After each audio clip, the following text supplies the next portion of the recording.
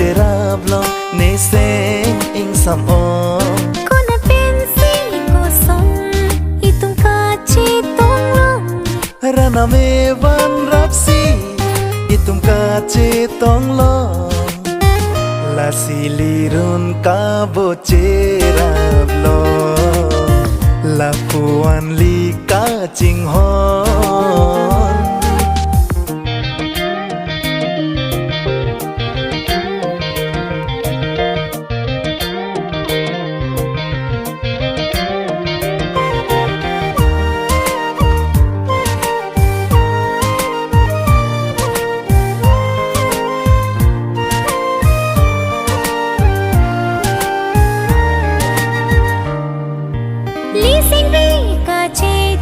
bài y tu mang bom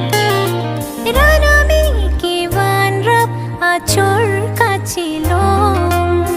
chobo che alam che than ana son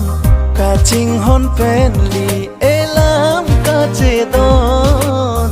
pen si chobo che long li non non kaya long li son ka bo che ra long baduta ave Jibon itu mason ni nang phan nang kilo kini ko pai bai me o itum ka bo cherab lo ne sen ing sam o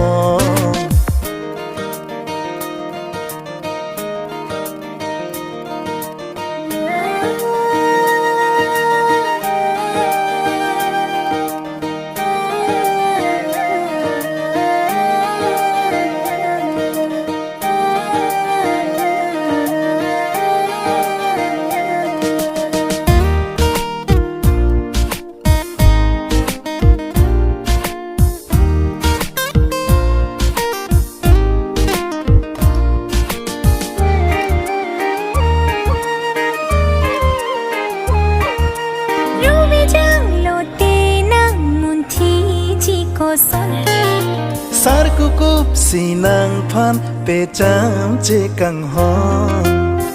sampini long thur jong si ko pusong mahun ben bin si bin buji kang hon biji ne nang kai klop leng de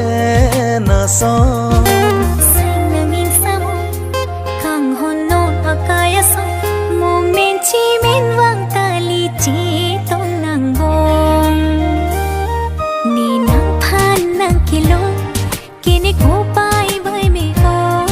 itum ka bo che rap lo ne sen ing sam o con là bên si cô sống itum ka chi tong long rana me van rap si itum ka che tong lo la silirun ka bo che rap lo